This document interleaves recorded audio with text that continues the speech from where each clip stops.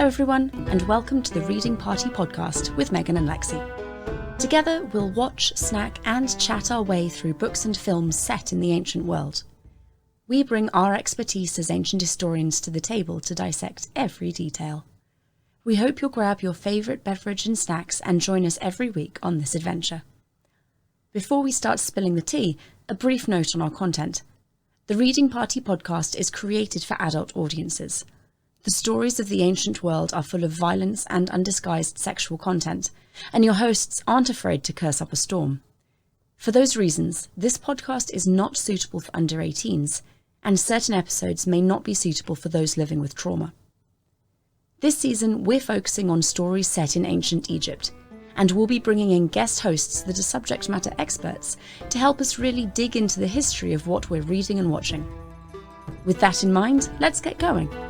Lexie and I have our teas and are so ready to start spilling the tea on a ton of ancient stories.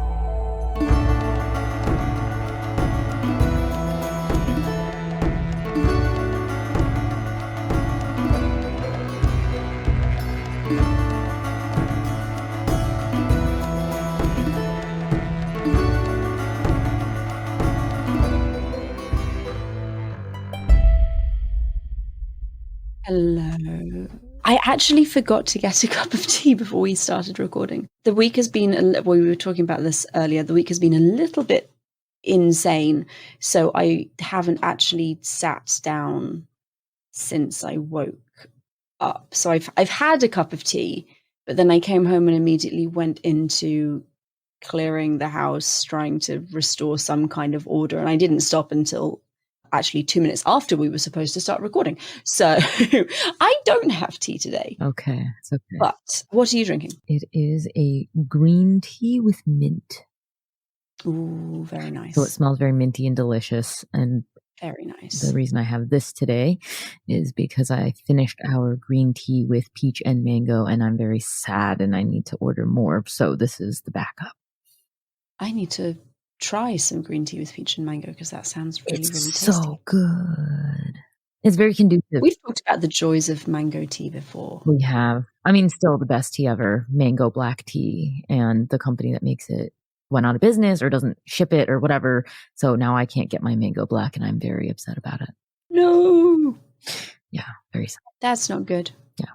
That's not good. Anyway. Well, today we are talking about the 1963 movie Cleopatra with Elizabeth Taylor, which I think is the first thing to popularize the whole Cleopatra with big bright blue eyeshadow look, which is now a staple of Halloween in the Western world. And I'd not actually seen this film before. It's insane. Nearly 4 hours long. True. It's long. Yes, it is very long. Yeah. And yeah. People don't have attention spans like that anymore. No, I'm not very good at watching films anyway. I have to, if I'm sitting down and watching something, I have to have something to do with my hands. So I'm knitting or sewing or doing something. And I don't usually have 4 hours at a stretch just to sit. Well, with children, yes. I mean, finding an hour is probably hard, much less 4. It can be. But, I get it though, because I have ADD. And so I would like to say productively that I do something with my hands, but I don't. Sometimes I'll knit, but most often you can find me playing solitaire on my phone, which my mom never believes that I can concentrate because she's like, but you're concentrating on and I'm like, Mom, I have played solitaire so many times and I'm such a pro at it. It's literally a mindless exercise. Like I don't need a brain for this. Yeah. And she's like, I don't understand how you can have 2 screens. But I'm like, I don't know how to explain it. But anyone with ADD or whatever will know. I concentrate better, I find, if I've got part of my brain occupied with something else. Yeah. It's a weird thing, right? Very. I'm so ADD that like one thing is hard. And unless it's something that I actively am working, like sitting and passively doing something is hard. I need 2 things at once, which I need a thing. I used to draw during high school classes. I'd sit with just my binder and draw and sketch while I listened to my teachers. I was a class doodler, and I remember my math teacher was this interesting guy. I know this is kind of off topic, but I think it's funny anyway. So I'll relate it back, but I would draw a lot of ancient world and like mythology themed things. And so obviously when I was in like my big Yu-Gi-Oh phase, the whole thing, as I've mentioned to you many times, is all classical and Egyptian reception. And so I would routinely in like math class when I was super bored, I would sketch the big Egyptian themed monster. So I'd draw like an Anubis thing, and then I'd draw the winged dragon of Ra and all these Egyptian things. And then my math teacher would come, he would like walk around the classroom and kind of look down over your shoulder at what you were doing as he was talking, which was a weird thing for a teacher to do, especially in math class. And I'm like, shouldn't you be at the board like drawing shit? But then he would see my drawings and then he would get super pissed and make me either put them away, or once he got so mad because it was like the 5th or 6th day in a row. So he took my paper, crumpled it up, and threw it in the trash. That's so mean. Yeah, he was mean, but I'm not scarred, I don't think. Sort of. Anyway, but yes, so the lesson there is Lexie would doodle Egyptian themed things in high school because she was bored and couldn't concentrate. Yeah, that tracks. Absolutely. Definitely. Yep. We should do our summary. We should recap this thing. So I know it's a long movie, so I thought maybe instead of having you do all of it, we could split it into halves. Do you want to recap like the first half and I can do the last, or vice versa? Yes, I can do the first half. Nice. Okay, go ahead. That sounds good. So we open with Julius Caesar looking regal and majestic on a boat. Just arrived at Egypt, and it's market day for unknown reasons. And everyone's really pissed that it's market day because they're like, how are we supposed to get to the pharaoh? Like, we're going to just like clear away with all our big armed men? And Caesar says, no, we will shop. We will shop our way to Pharaoh, which was honestly my favorite line. It's not the line he said, I'm paraphrasing, but it was my favorite line in the entire film. I think it worked very, very nicely. So they shop their way through the marketplace until they get to Pharaoh. And the whole story for the first part is Cleopatra obviously trying to reclaim her throne. And you're told in the beginning that Cleopatra's dead. She's not dead. And that Ptolemy is there, and he's the real pharaoh, and he has these advisors, and one of them is for some reason wearing baby blue and pale pink robes. We talked about this before because he's a eunuch, so obviously not having testicles means he has to be dressed in baby blue and light pink, neither of which I believe are colors that would have been very common in the ancient world. Probably not the pink, maybe the blue. Who knows? It was an interesting ensemble, very interesting. So Caesar's there. He kind of takes over. Cleopatra gets carried into his quarters in a rug, which I think is a story that a lot of people are vaguely familiar with. I'd heard it before. I wasn't sure where it came from.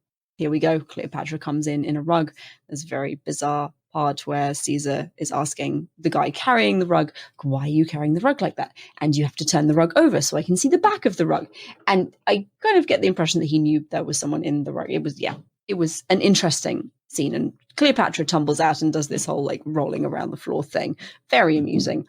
And she proceeds to spend several scenes trying to seduce him and spying on him and trying to persuade him that actually she should get her own way. And he's all like, no, you are a child. Do not bother me, child. And oh my God, really? Okay, she's as much a child as frickin' whatever her name is who played Helen in... Yeah. In the Helen of Troy movie. Yes. So he's very patronizing and very annoying, and somehow they fall in love. I don't know if she was supposed to be seducing him. I don't know if she actually loved him, but throughout the whole movie, she's like kind of obsessed with him a little bit. It's, yes, very strange, very interesting. So Caesar ultimately says that actually, yes, Cleopatra should be the ruler of Egypt. He kills or has the chief eunuch sentenced to death because they tried to poison Cleopatra. And then he sends Ptolemy and the other advisors off to join Ptolemy's army. And it's not Ptolemy's army, it's one of the other Roman armies. There are lots of Roman armies in this. I honestly got a bit confused about who was on whose side and what army was the army we were supposed to be rooting for. Lots of armies. So they send Ptolemy and his advisors off to join the bad Roman army. And Ptolemy says, yes, we will survive. And his advisor looks at him like he's a fucking moron and says, essentially, no, we won't, because our army is going to get destroyed. So we are all going to be killed. you're an idiot. And that's exactly what happens. Cleopatra is crowned queen of all of Egypt. It's very, very exciting. And then she marries Julius Caesar. Apparently it's not a problem that he's already married to a Roman woman.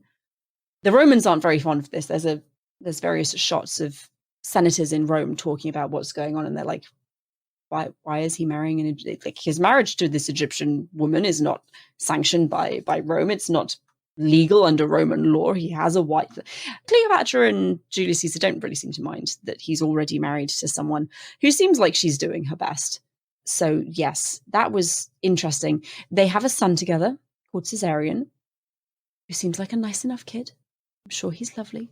And then Caesar is recalled to Rome. So he goes back, and then after 2, 3, several years, he sends for Cleopatra. Again, not sure if she's supposed to go and like live in Rome long term, or if she's there for a diplomatic visit, or really what the hell's going on, because she appears to be living in the house with Caesar and his wife. That was not made explicit to me. Maybe I missed something.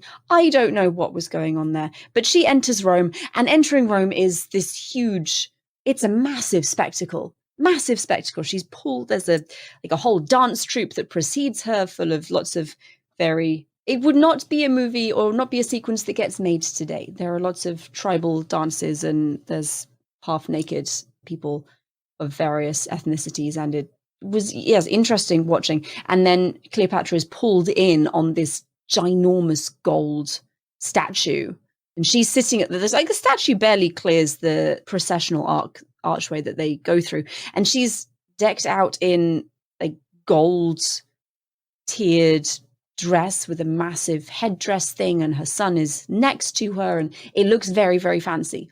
It looks really, really cool. It's very impressive, and everyone is really, really pleased to see her. The Roman populace love her. Not sure why.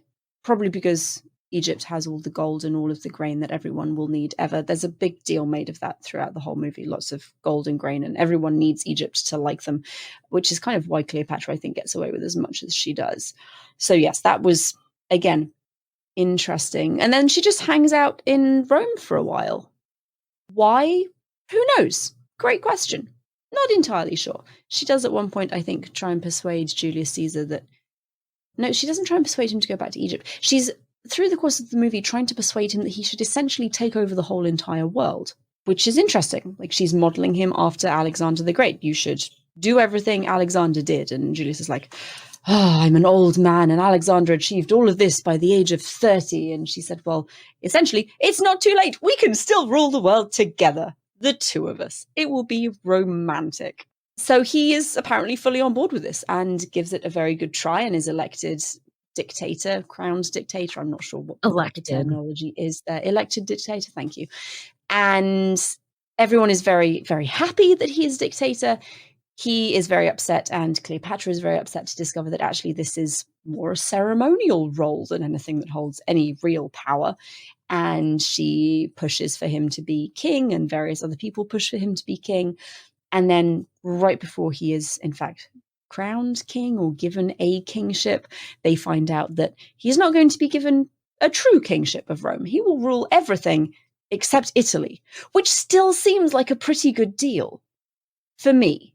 I mean, maybe I'm a barbaric picked from Britain living in a cave, but I feel like ruling the whole Roman Empire except the Italian peninsula, that's pretty decent. That's a fair amount of power. But no, that is not okay. Caesar is very upset. Cleopatra is somewhat upset, but it doesn't happen anyway because he gets murdered on his way to the Senate, which is a tragedy, obviously. And Cleopatra leaves, goes back to Rome. There's a touching scene with Mark Antony, who tries to persuade her to stay and he will take care of her. And she's like, no, I'm going to stay here for my son to be murdered by the people who just murdered my husband and his father? I don't think so. No, thank you. So she gets on a boat and fucks off. And then the movie cuts to 4 years later, and she's in Egypt. And Mark Antony is Did they say? I don't think they said, because we just did intermission. They say at some point, yeah, so there's the intermission. And after this bit, I'll be quiet and let you take over, Lexie. There's the intermission, but both of them Cleopatra and Mark Antony say at a couple of different points, it's been 3 years and I have heard nothing, or something along those lines. So it's been several years.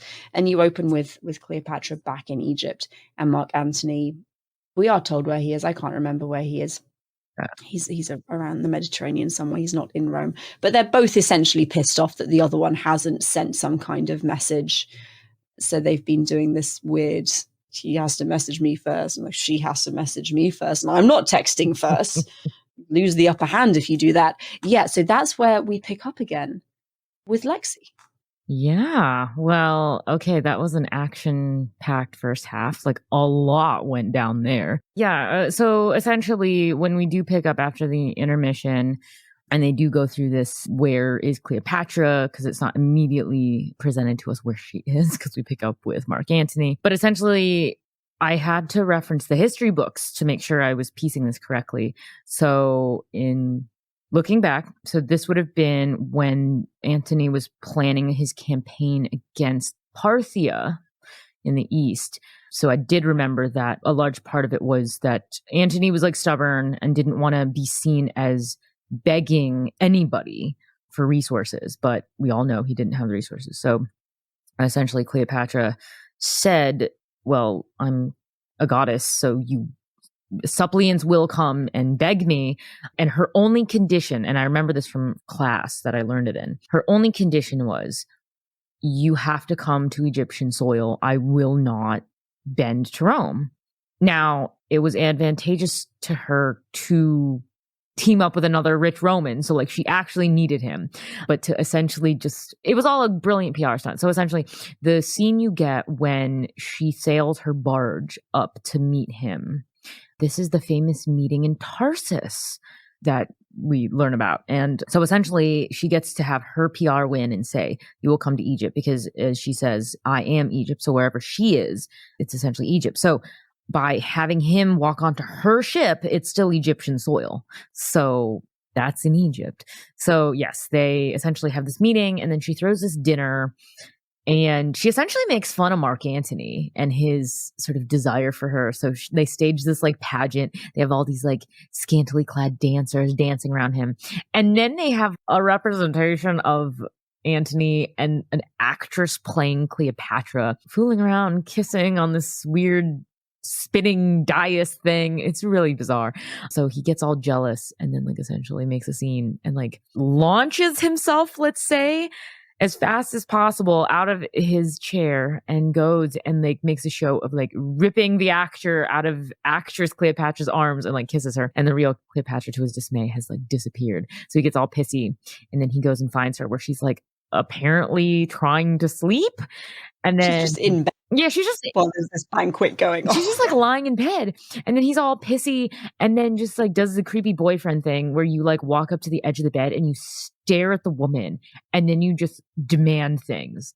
I think my favorite part of that was the whole, I need to know that if you're going to be my lover, I need to confirm some things. Also, do you sleep with the commemorative coins of your former lover, Caesar? To which she like sits up and is wearing this massive necklace, all of coins of Julius Caesar. And like any Roman man, person, dude who's very jealous, he like rips it off of her, and then they proceed to have sex. And you're like, okay, that was a lot. Cool. But anyway, so essentially they're like living together, and he's in Egypt, and then you see a grown-up Octavian being like, where's Antony? He's so popular. I need to start my scheme of showing how we love him, but also he's gone and I want to take over. And so you essentially, I don't know how much time passes, but essentially you see a messenger come and say, hey, Antony, your triumvirate failed because Octavian has kicked Lepidus out, and you need to like go back and tie up some loose ends. To which he's like, I don't want to go, but like, fine, sure, I'll go. And then Cleopatra clearly is like, I don't want you to go, but fine, you can go. You should probably handle this because we can't let Octavian usurp your power. So he's all like, okay, fine, I'll go. To which then he gets back, and then surprise, Octavian had been plotting to marry his sister Octavia to Antony as a political convenience thing, and to sort of keep him away from Cleopatra. To which he was like, okay, sure, I can't refuse. So he marries her, and then you get this dramatic scene of Cleopatra getting the news. And then she like takes a sword and like stabs through her bedding, his clothes and everything, and is screaming and having a meltdown. And you're like, this is fantastic. And then again, some time passes and he needs Cleopatra's money once again because of war and shit. And then he essentially doesn't want to, but he goes back and then they reconcile. And then he just stays in Egypt. And then everyone's like, see what a turncoat he is. And then, you know, war starts. And then Octavian's like, well, he is under the spell of this horrible witch. And so then you kind of just, it skips us along. And then suddenly here we are in 31 BC at the famous Battle of Actium, which, if you're a classicist, you know that date rather well. But essentially they do kind of a great job at portraying this battle and what happens, because essentially he charges and then there's like a rumor that starts and then they're like, Antony is dead. And then Cleopatra's like, well, fuck, I'm leaving. Goodbye. And so she flees.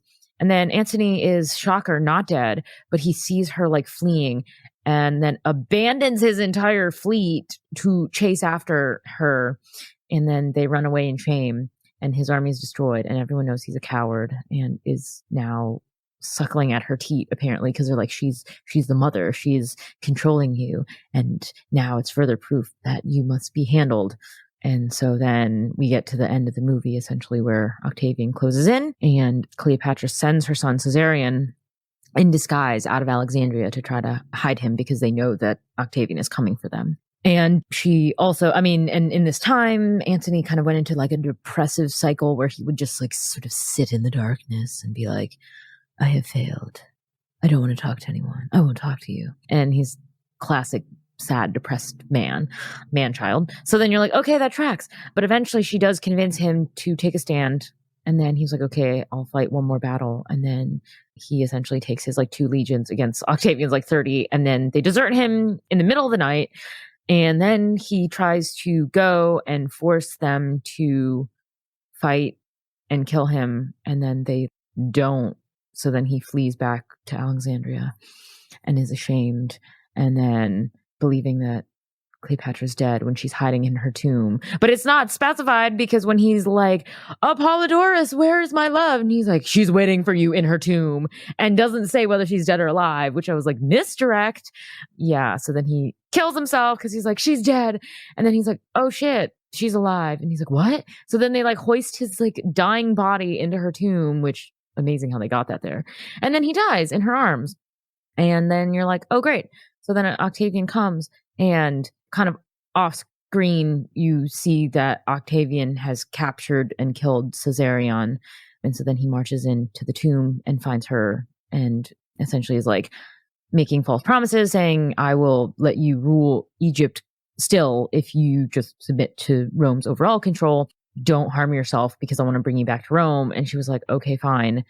But I need a promise. And so he's like, okay. And she's like, okay, swear on the life of my son. And he's like, done. And she's like, great. So then I'll swear on it too, knowing that he's dead. But of course, Octavian doesn't know this. So the promise means nothing. So then he, for some inexplicable reason, leaves and is like, okay, I'll leave you to your own devices. To which she famously tells her handmaidens, I will not go. I know he's lying. Bring me my snake, my viper, and then help me eat some food and prepare me for my journey. And then Octavian comes back several hours later when it is dark. And then you see her elaborately draped already in her tomb with her ceremonial regalia, with the crook and flail and the thing. And then he gets really pissed off and like screams because he's so mad that he finds her and her handmaids, well, 2 of them are dead, and then 1 of them is alive, just to be like, yeah, fuck you. She did this out of spite. Goodbye. I'm dead. I'm out. And then dies. Then you just see him like rage, and then he leaves, and then camera pans out, and they're like, dun, dun, dun. And so she's dead. End of movie. With a big outro musical thing. Yeah. So, and then you see like the snake wiggling away. Yeah. That was a lot because it was like 4.5 hours of movie, but I love how they did include a lot of historical things. So even though like there was a lot that's inaccurate, because no one will accuse this movie of being accurate, but they put in a lot more than I thought they would. Like as I said, like the battles, I'm not a military historian, but I've always been fascinated by them. And so it was really cool that like, again, you open the movie and you see, I think it's the Battle of, I want to say it's Pharsalus in 48 BC. And then you have Actium in there. You have the armies of like Mithridates coming in at some point when you have Ptolemy fighting Mithridates' army, and then you see the burning of the Library of Cleopatra, which like that's kind of an obscure fact. Like we all know the big day when we were like, oh, the library is burned down. And I find it interesting how we don't acknowledge or talk about in pop culture how half the library was severely burned in Julius Caesar's ploy in Alexandria during this conflict. And so the fact that we see it, we hear it, and they acknowledge and make a big deal out of it, I was like, this is really cool. Yeah, we get a lot. Okay. What was your favorite part of all of it? I really enjoyed the characterization of Mark Antony as this whining, jealous, really petty person, actually. Yeah, he was, before Caesar dies, he's held up as like Caesar's right-hand man, and they have a really close relationship, and it's all great and wonderful. And then Caesar dies, and the second half of the movie, it's just Mark Antony shouting his insecurities from the literal rooftops. He's apparently been in love with Cleopatra since he first saw her and was very jealous of Julius Caesar for all kinds of reasons, but mainly jealous because of Cleopatra. And he does the whole necklace ripping off thing, which is very interesting. And the whole rest of it is just him feeling that he has to live up to this standard that Julius Caesar has set and being completely unable to do so. It was really, really, it was very well done. And I enjoyed Cleopatra as a person. I was less than thrilled with the whole seductress thing, but I was kind of expecting that going in, to be honest. And we're going to be talking to Dr. Karakuni about this hopefully next week. And one of the questions I want to ask her actually is, what do we know about Cleopatra and her power, and how much of it was actually rooted in her sexuality, and how much of this idea is an invention of modern media? But it was fascinating. And watching her kind of handle these Roman men, and they think that they're leading most of the time, but actually she's always there in the background, kind of nudging them toward where she wants them to go. That was very, very interesting. I enjoyed that. And the costuming was just fantastic. It was spectacular. Very inaccurate, but spectacular. Yes. Oh, hugely inaccurate, but spectacular. What were some of your favorite parts? Well, I think to the surprise of nobody, this is where I admit that this is not the first time I've seen it. I have seen this. I love it so much that honestly, like, this is the movie that I honestly put on as background noise. If I'm trying to go to sleep, it's like downloaded on my computer. It's the one I'll put on if I'm like on a plane and just need distraction. Yeah, despite all of its flaws and things. Yeah, it's one of the adaptations I love most. And so I always find something new going through, but I think the more I've seen it, and this is probably my 10th time, if not more, I love this version of Julius Caesar. You see so many adaptations with different versions of Caesar that I feel like we built up an idea of kind of what this man is supposed to be like. And I don't know if it was just a byproduct of Rex Harrison being cast as the older gent, but I like it because they made him seem a bit more like, even when he kind of went crazy and was like demanding all this power, it was always rooted in, he's like a deeply thoughtful Caesar.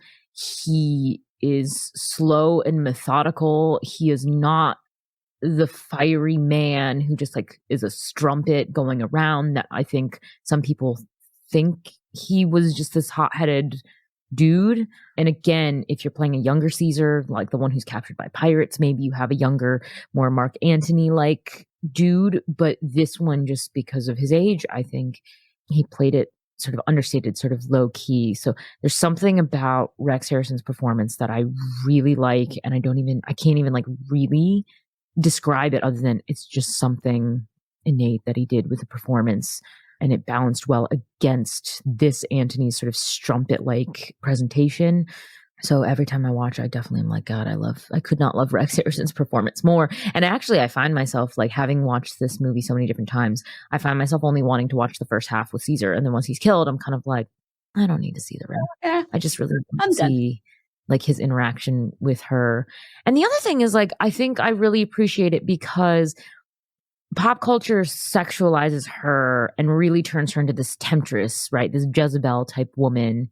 And I know Kara talks about this in her book, and hopefully we can get her talking about it next week. But from everything I've read and watched, she's not described as a very particularly beautiful person. It was her intellect. Like, she was the quintessential girl next door who's not pretty, but she's smart. And I mean, this is a woman who knew how many languages fluently, like 7 languages fluently. And she was involved in like political affairs, and she knew the things. So from the history books and from what I remember in class, her relationship with Caesar was all intellectual. It was like a meeting of true minds where their intellects were soulmates. The physical part just kind of came along with it. I do want to know from Kara, like, was she actually, even though they were like, she's not the prettiest, I was like, well, I do want to know, was she pretty enough that she could still get away with her sexuality? Because I find it hard to believe that like a woman who would be described as kind of like straight up ugly would be able to accomplish this no matter how smart she is. So there was a degree of sexuality there. But so I think that, like, even though they cast Elizabeth Taylor, who at the time was known in Hollywood as like the most beautiful woman in the world, the film gives us sort of a visual presentation that I don't think was accurate at all. But the fact that Rex Harrison played it intellectually and she seemed to match his energy, that was a kernel of truth there. And I really love that. And I love it every time I see it even more. I'm getting so philosophical. I don't know why.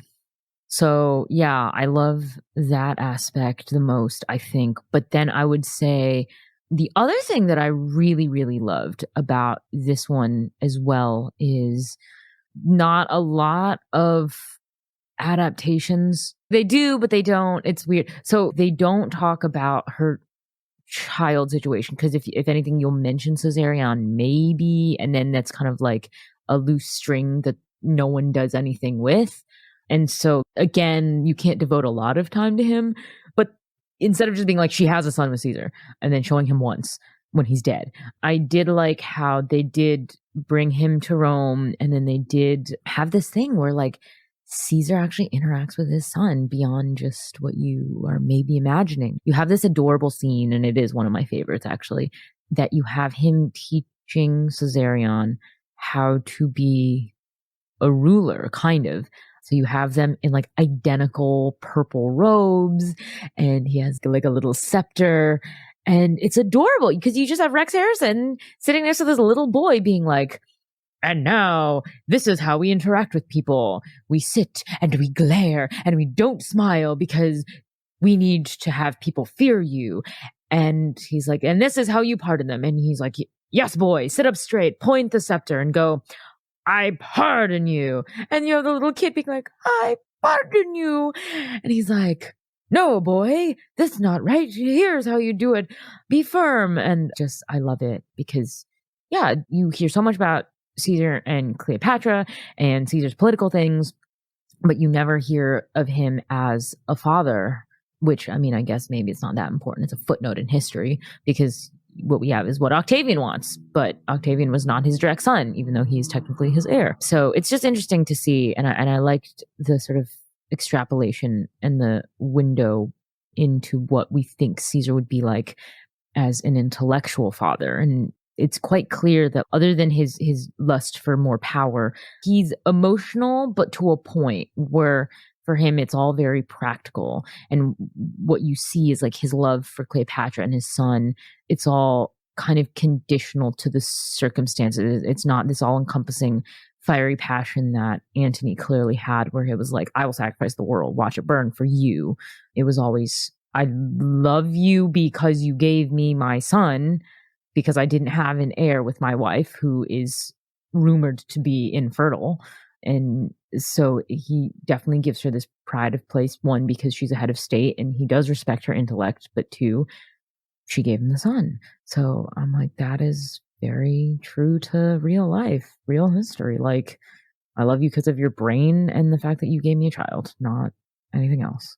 Yeah, that was impressive that they fit all that in. But if you have a 4-hour production, of course, you can fit the nuance in that maybe a hour and a half can't. And then actually, I quickly want to add in another quick aside.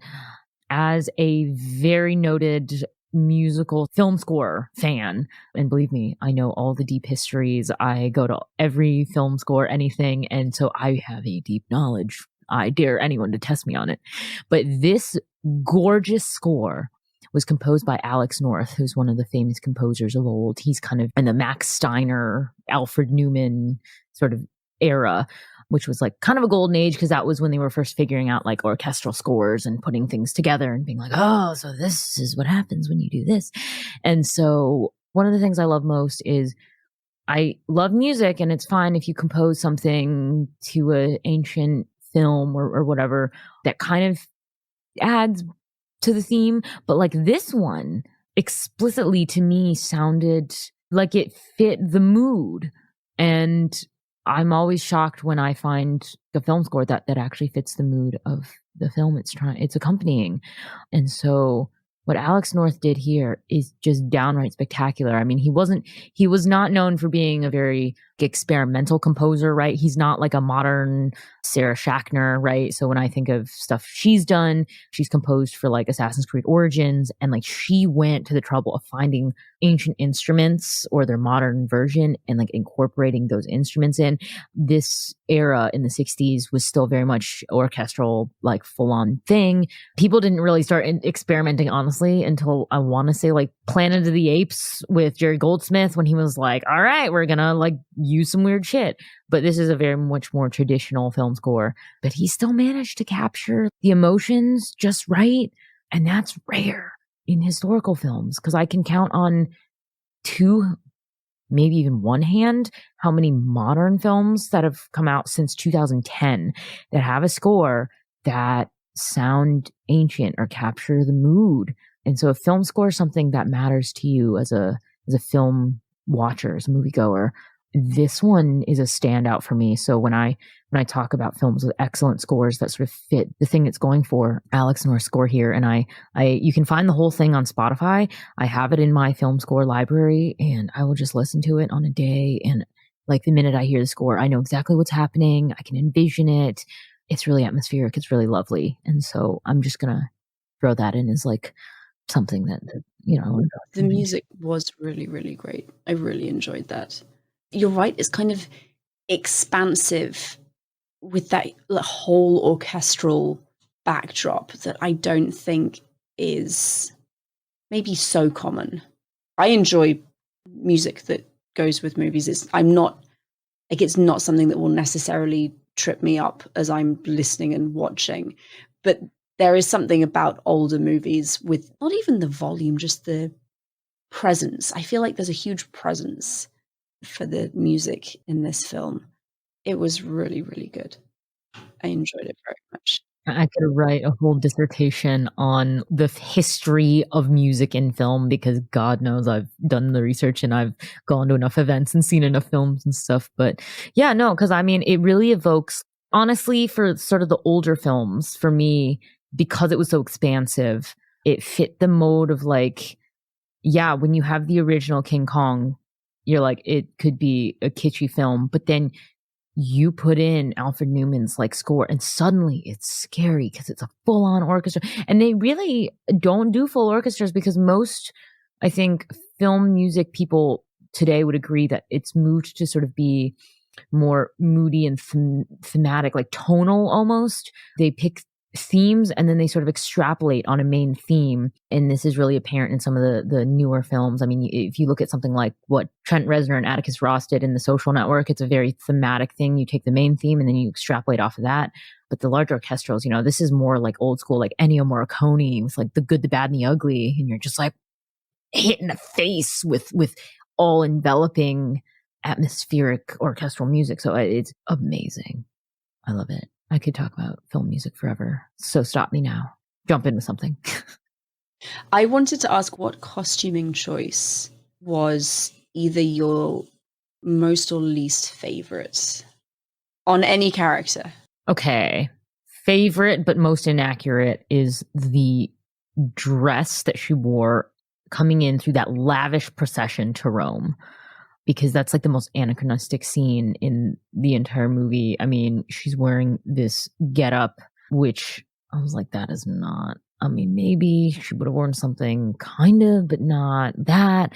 So that was interesting. If anything, I was like, she would have worn the double crown. Like, why is she wearing this like sort of head covering thing with just the Nemes? I was like, I don't understand this, but okay. But I loved it because there's a meme and it's one of my favorites. And it's the picture of her in that costume. And it says, dress for the job you want, not the job you have.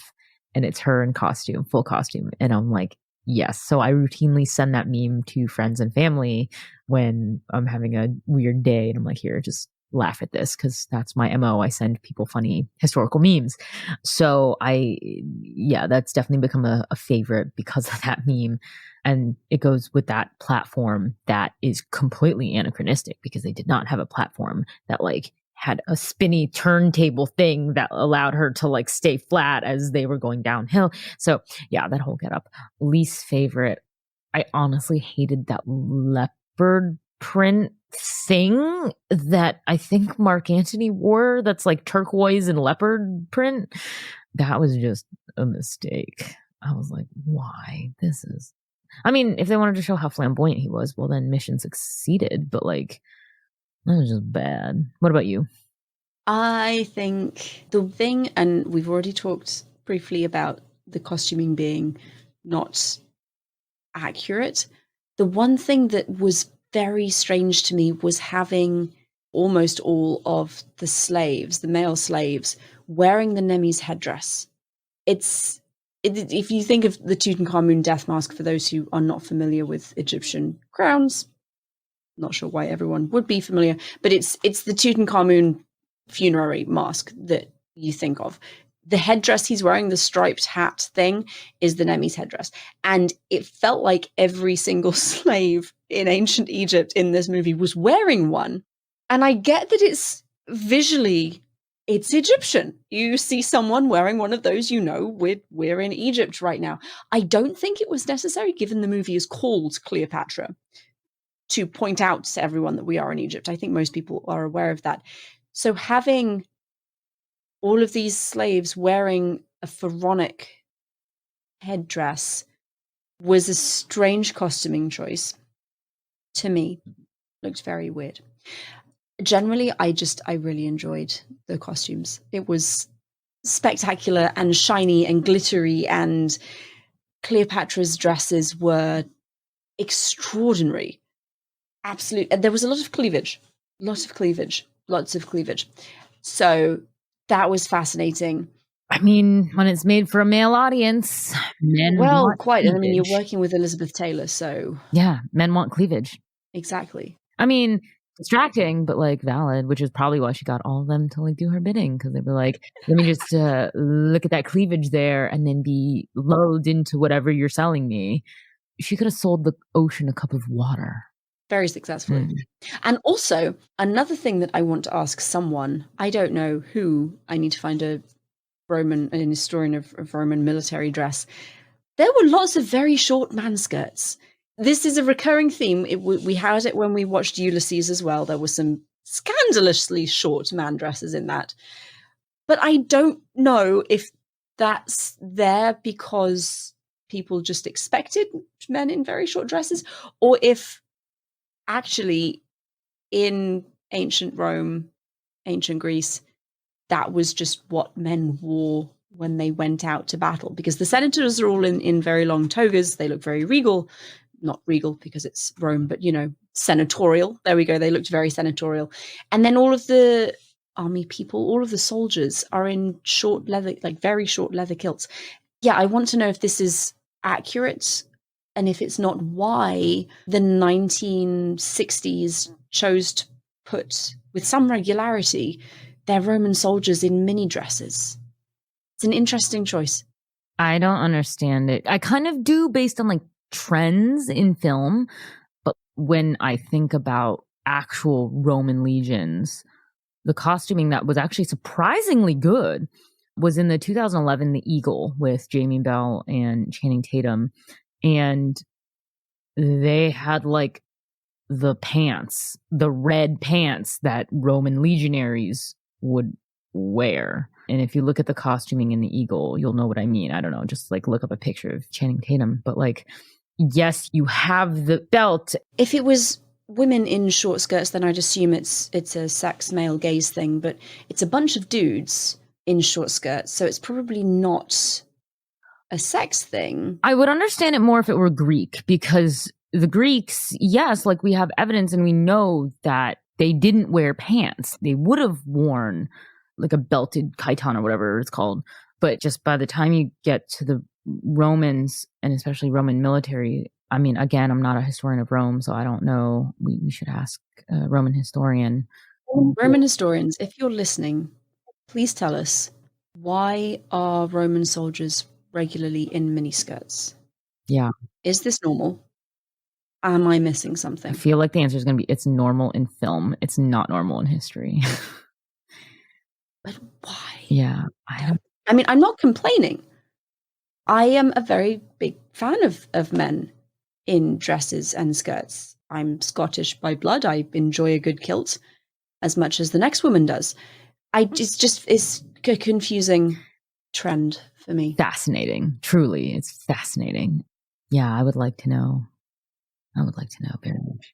We should talk about Cleopatra's handmaidens Yes. briefly before we finish up, because I feel like they were very deliberately chosen to be a wide range of ethnicities. Like there's a blonde-haired, presumably blue-eyed girl, there's a black woman, there's a Chinese woman, which was, I assume, totally anachronistic. And yeah, was confused. I mean, it wouldn't be inconceivable that there were Asians because of, I mean, just cross-cultural interaction. Alexander went all the way into Asia. He didn't go to China, but he went into Asia. So there could have been, but I'm just like, why is she there? I assumed, my thinking about that was that they were trying to show Cleopatra's, like, the reach of her power. Her power isn't just concentrated, her influence isn't just concentrated in just Egypt. She's so powerful, she draws all people, all cultures to Egypt. I didn't know if it was like framing Egypt as this multicultural powerhouse. I mean, I think that's what they were trying to do, but at the same time, it's interesting because, and I just had a great conversation with an expert in Ptolemaic Egypt. So this time period, but she examines cross-cultural interactions with ancient Persia. So obviously tying it in somewhere, but the Seleucids were in power, obviously, but then, yeah, they eventually make way for the Parthians. But at this time, I'm like, the Seleucids still were not playing nice with Rome. And then the Parthians had many notable interactions with Rome. Several of them were wars before then they did their like cultural exchange thing. So I'm kind of like, if they weren't playing nice and they were kind of at war, that would have made that region, which is where presumably someone would have to come from Asia, an area of conflict. And so I'm kind of like, but also they want to show her reach and her power, but at the same time they talk about how she wants Antony to fork over his eastern territories, but also he's preparing to have war with Parthia. So I'm like, assuming that by 31 the Parthians are in power, they're not making nice, so you don't control that region. So I don't understand how they're there. So just putting timelines together, I'm like, that doesn't make sense unless she was there beforehand, unless she was part of the slave trade. But again, conflict. And so unless merchants were like smuggling people through conflict areas, maybe, but then she would have had to go through but you have to go through like the Middle East. So I'm like, okay, so it's the Parthians are here, and then you have some of the other, I don't know. I think you and I are probably reading too much. I'm reading way too much into it because it's a stupid Hollywood thing, and they were probably like, we just need diverse casting, so cast an Asian person. Because see, if I'm a historian and I'm having trouble putting together all the timelines historically, there's no way they've thought this much into it because they're probably like, we don't care. What will look the best? Yeah. What will look the most interesting and Also, hate the word exotic. I still take issue with the fact that like it's the Asian one that they were like, let's kill her off and then Yeah. you know, and then have her drink the poison. She can be the traitor. But you know what? It was kind of just like, that's gross and weird. But in my older years, I've done more research into like that Asian stereotype where, have you ever wondered why it's so important for, well, the rumor is it's so important that an Asian person, when talking to a non-Asian person, look you in the eye when you're speaking, because there's this weird stereotype that existed way back of if they don't look you in the eye, they're shifty. And they're shifty because they employ tactics like poison.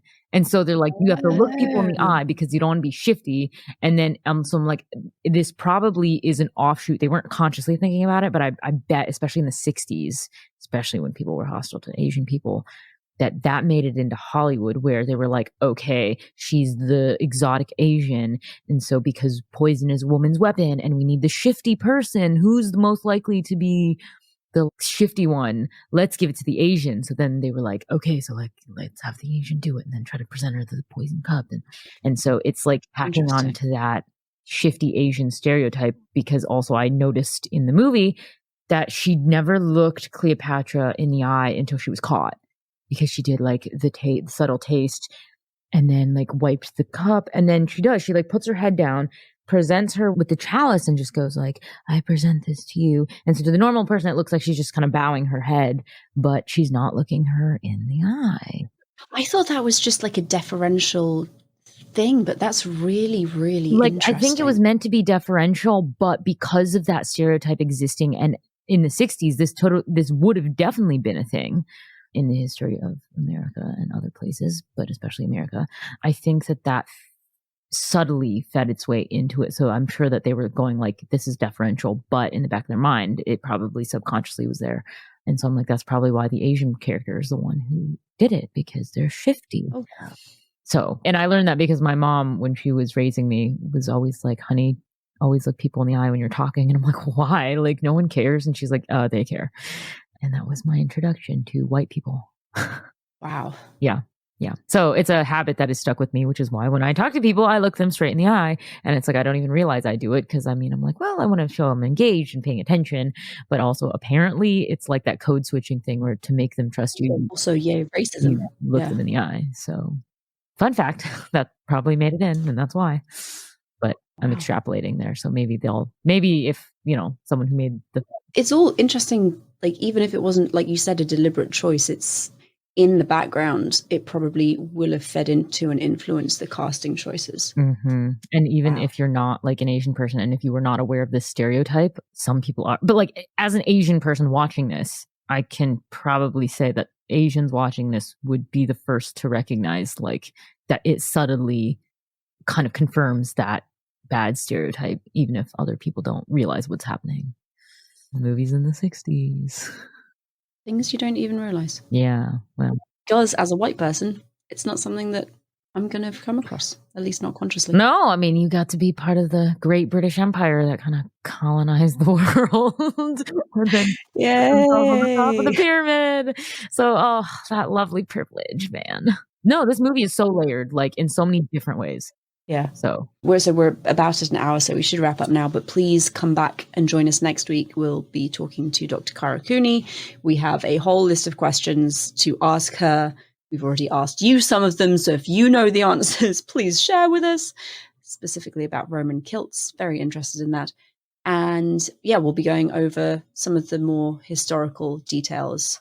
And Dr. Cooney is a bit of an expert on female rulers in Egypt. She published a book recently on the subject. So she is definitely the person we want to be asking about Cleopatra.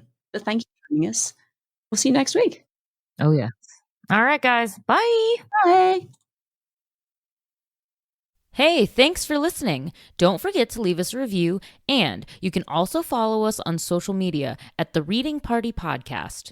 If you'd like to leave us a book or movie suggestion, then email us at thereadingpartypod@gmail.com. See you next week.